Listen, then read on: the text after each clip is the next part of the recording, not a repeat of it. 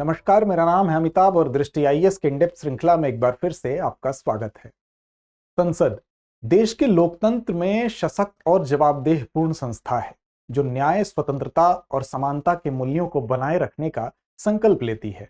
एक ऐसा मंच जहां विरोध और समर्थन के संश्लेषण से सामाजिक मूल्यों की रक्षा का मार्ग तय किया जाता है और यह तय होता है जनता के चुने हुए प्रतिनिधियों के माध्यम से। लेकिन जब यही जनता के चुने हुए प्रतिनिधि अनुशासनहीनता की राह पर जाने लगे और संसद से इनके निलंबन की प्रक्रिया हो तो चिंता की लकीरें माथे पर आना स्वाभाविक है। अब ये अनुशासनहीनता है या नहीं है, इसका मूल्यांकन हम इस संदर्भ को देखने के बाद करेंगे। तो हमारा आज का संदर्भ कुछ इसी के इर्द गिर्द केंद्रित है। तो आइए देखते हैं क्या है संसद सदस्यों का निलंबन और इसकी प्रक्रिया, क्योंकि ये वास्तव में अनुशासनहीनता को दृष्टिगत रखते हुए कुछ ऐसी विधि सम्मत प्रक्रिया है जिसके माध्यम से इन सारी चीजों का नियमन होता है। लेकिन उस प्रक्रिया का सदुपयोग भी हो सकता है और दुरुपयोग भी।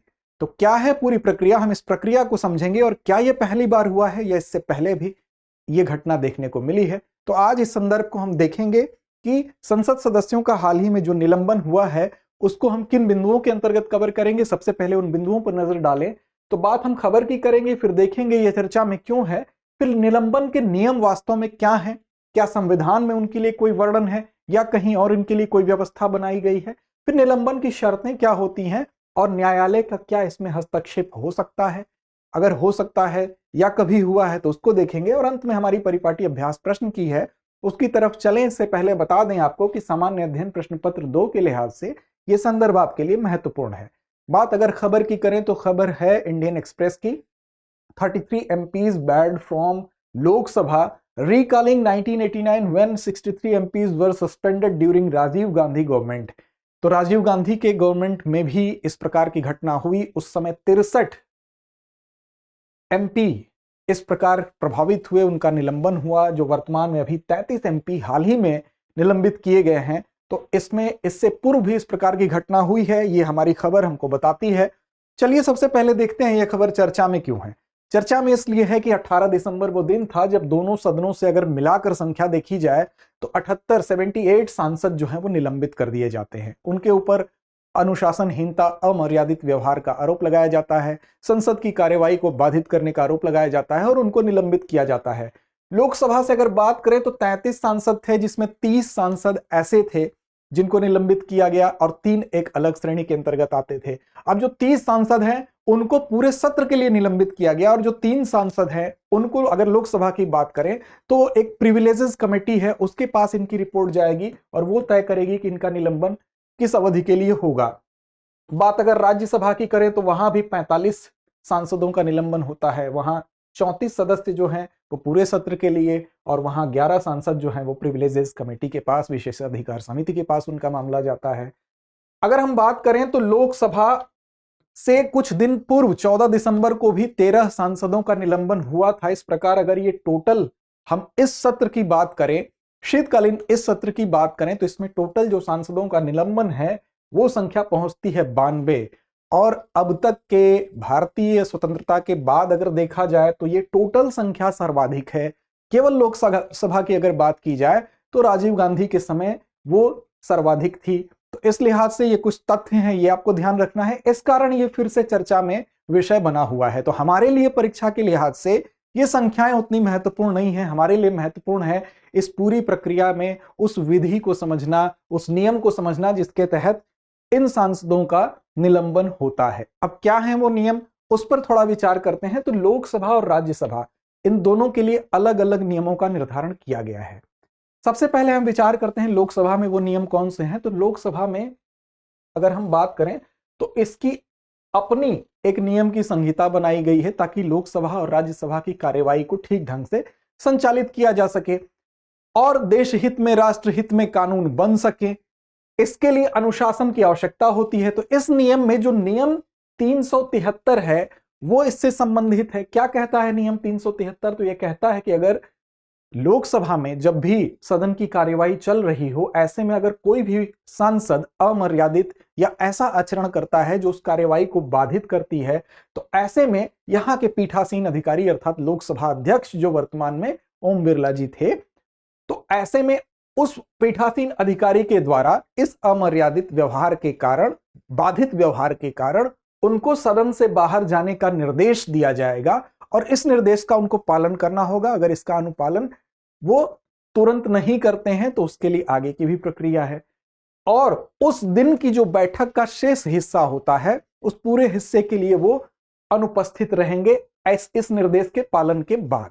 साथ ही आप देखें तो पालन न करने पर क्या होगा, अध्यक्ष फिर नियम 374 उसके लिए बनाया गया है, उसके तहत उन पर कार्यवाही कर सकते हैं। मतलब 373 एक तरह से हम कहें कि उस दिन के लिए वो सस्पेंडेड हो जाएंगे, वो निलंबित हो जाएंगे। अब 374 क्या कहता है, तो नियम 374 कहता है कि यदि सांसद द्वारा जानबूझकर बार बार व्यवधान डाला जाए, मतलब कोई एक अपराध होता है कि हमसे अनजाने में होता है और एक अपराध होता है हम बार बार जान के मंशापूर्ण तरीके से कर रहे हैं।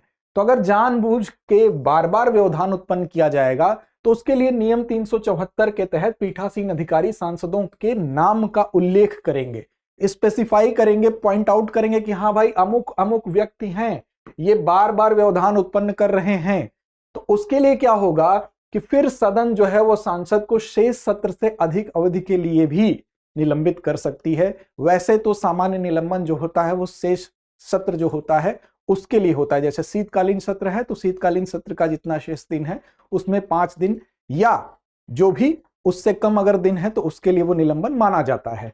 अब देखिए निलंबन का यहां फिर प्रस्ताव ये पेश करेंगे और इस प्रस्ताव के तहत फिर बाद में उस पर सदन उस पर विचार करेगी और ये निलंबन की प्रक्रिया सदन में अगर उस प्रस्ताव को अपना लिया जाएगा तो पूर्ण मानी जाएगी। इसके अलावा लोकसभा की अगर बात करें तो दिसंबर 2001 में 374 ए एक नियम इसमें और शामिल किया गया और इस नियम के शामिल करने के बाद लोकसभा जो अध्यक्ष हैं उनकी शक्ति में थोड़ी और बढ़ोतरी हुई। क्या हुई, तो इसमें इसका उद्देश्य पहले क्या था ये जानने। उद्देश्य ये था कि इस प्रस्ताव को अपनाने का मुख्य कारण ये था, इस नियम को अपनाने का मुख्य कारण यह था कि जो प्रस्ताव अपनाने की आवश्यकता थी कि जब तक सदन उस प्रस्ताव को अपनाएगा नहीं, निलंबन की प्रक्रिया पूर्ण नहीं होगी, तो उसको हटाते हुए यहां पर अध्यक्ष जो है अगर एक सांसद के नाम को देगा तो अपने आप ऑटोमेटिक स्वचालित रूप से 5 दिन या सत्र का शेष भाग, मतलब जितना दिन बचा है सत्र में, इसमें से जो भी कम होगा, मान लीजिए सदन के सत्र में बचे हुए जो दिन हैं वो 3 ही दिन बचे हैं और यहां पर 5 दिन है तो इसमें से 3 दिन को मान लिया जाएगा, तो 3 दिन के लिए वो निलंबित मान लिया जाएगा। और अगर इसमें ये 5 दिन कम है, इससे ज्यादा सत्र के दिन बचे हुए हैं, मान लीजिए 6 दिन बचा हुआ है तो 5 दिन को मान लिया जाएगा। तो ऐसी दशा में उतने दिन के लिए ये ऑटोमेटिकली अपने आप निलंबित मान लिए जाएंगे। तो ये लोकसभा को 374 ए जो नियम है वो विशेष थोड़ी सी पावर देता है। अब बात राज्यसभा की करें तो उच्च सदन हमारा है, उच्च सदन में भी ऐसे नियम बनाए गए हैं जिसमें नियम 255, इसमें क्या है, इसमें जो राज्यसभा का सभापति है सेम वही प्रोसेस जो 373 के अंतर्गत था। अगर कोई अमर्यादित आचरण करता है सांसद तो उसको बाहर जाने का निर्देश देता है कि वो उस दिन की कार्यवाही तक वो निलंबित रहेगा, वो बाहर चला जाएगा। नियम 256 क्या कहता है, तो ये कहता है कि अगर कोई बार बार नियमों का दुरुपयोग कर रहा है, बार बार व्यवधान उत्पन्न कर रहा है, सभापति के अधिकार की अवहेलना कर रहा है, तो ऐसी दशा में फिर सभापति महोदय, जैसे 374 और 374 ए में लोकसभा के लिए प्रोविजन बनाया गया था, वैसे ही यहां पर सभापति महोदय के द्वारा जो राज्यसभा के सभापति, पदेन सभापति, उपराष्ट्रपति होते हैं, आप सभी को पता है, तो जगदीश धनखड़ साहब ने अभी ये कार्य किया है, तो वहां पर नाम उल्लेख उनका करेंगे, उनको पॉइंट आउट करेंगे और वहां पर क्या होगा, उसके बाद सदन सदस्य को शेष सत्र से अधिक अवधि के लिए निलंबित करने का एक प्रस्ताव सदन के पास जाएगा। अब सदन की जिम्मेदारी है कि उस प्रस्ताव को अगर वो अपना लेता है तो उनका निलंबन उससे अधिक अवधि के लिए भी हो सकता है। तो ये प्रक्रिया लोकसभा और राज्यसभा के लिए बनाई गई है। अब यहां पर अगर दोनों को कंपेयर करें तो आप देखेंगे लोकसभा के विपरीत जो नियम 374 ए है, तो वहां पर राज्यसभा को कुछ विशेष शक्तियां नहीं है, अर्थात राज्यसभा बिना प्रस्ताव के निलंबन नहीं कर सकती है। यहां पर प्रस्ताव होगा, प्रस्ताव को अपनाया जाएगा तब निलंबन होगा, लेकिन लोकसभा के पास ये शक्ति थोड़ी ज्यादा है। अब देखें ये इस प्रकार की घटना क्या पहली बार हुई, तो नहीं, आपको बताया गया भूमिका के दौरान ही कि 1989 में एक बिल था जो राजीव गांधी उस समय प्रधानमंत्री थे, उस समय उससे पूर्व प्रधानमंत्री इंदिरा गांधी की हत्या से संबंधित एक रिपोर्ट थी, एक आयोग बनाया गया था जिसका नाम था ठक्कर आयोग, जस्टिस एमपी ठक्कर की अध्यक्षता में उसने जब अपनी रिपोर्ट सौंपी 1889 में, माफ करिएगा 1989 में, तो उस समय उसका विरोध काफी होने लगा और ऐसी दशा में 63 लोकसभा के सदस्यों को उस समय भी निलंबित किया गया था। तो ये इतिहास में पहली बार नहीं ये घटना है, इससे पहले भी ये हो चुका है। और केवल लोकसभा सदस्यों के लिहाज से अगर बात करें तो ये उस समय आंकड़ा वर्तमान आंकड़े से बड़ा है, लेकिन संपूर्ण रूप से अगर देखा जाए तो 92 की सदस्यता एक सत्र में सबसे बड़ी है। तो दोनों तथ्यों को आप याद रखेंगे। अब निलंबन की शर्तें क्या होती हैं, एक नजर उस पर डालें। तो निलंबन जो है, अधिकतम अवधि जो होती है, सामान्य निलंबन की हम बात कर रहे हैं तो वहां पर शेष सत्र के लिए होती है। शेष सत्र में वही है कि अगर 5 दिन या उससे कम जो भी होगा उतने दिन के लिए निलंबित मान लिए जाते हैं। उस दौरान क्या होता है, उस दौरान उस पूरे कक्ष में प्रवेश नहीं करने दिया जाएगा। किसी भी समिति, किसी भी बैठक में वो सम्मिलित नहीं होंगे सांसद महोदय। साथ ही कोई भी चर्चा होगी, किसी प्रकार के नोटिस देने के वो पात्र नहीं माने जाएंगे। इसके अलावा अपने प्रश्नों का उत्तर पाने का अधिकार वो खो देते हैं। एक कहने का तात्पर्य यह है कि एक सांसद के तौर पर एक सदन में मौजूद होने पर जो अधिकार उनको प्राप्त होते हैं, वो सारे अधिकार उस सस्पेंडेड ड्यूरेशन में उनको नहीं प्राप्त होते हैं। एक प्रकार से ये जो सदन के अंदर वाले अधिकार हैं उससे वो कुछ दिन के लिए महरूम होते हैं। अब क्या प्रश्न उठता है, न्यायालय इसमें हस्तक्षेप कर सकता है कि नहीं कर सकता है? तो संविधान का अनुच्छेद 122 कहता है कि संसदीय कार्यवाही पर न्यायालय किसी भी प्रकार न्यायालय के समक्ष सवाल नहीं उठाया जा सकता है।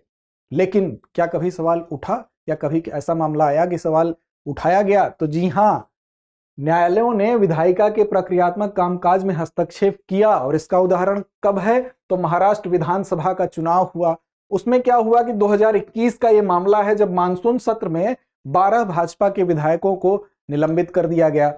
तो 1 साल का यह निलंबन था। इसके बाद मामला पहुंचा सुप्रीम कोर्ट में। तो सुप्रीम कोर्ट, सर्वोच्च न्यायालय, माननीय सर्वोच्च न्यायालय ने माना कि यहां पर मानसून सत्र का जो शेष समय है उसके बाद अगर किसी भी प्रस्ताव को हम उस प्रस्ताव को फिर से अगर प्रभावी रूप से मान रहे हैं तो ये ठीक नहीं है, वो अप्रभावी होगा। और यहां पे माननीय सर्वोच्च न्यायालय ने इसमें हस्तक्षेप किया। तो ये उदाहरण हमको मिलता है कि अनुच्छेद 122 के अलावा सुप्रीम कोर्ट इसमें हस्तक्षेप कर सकती है।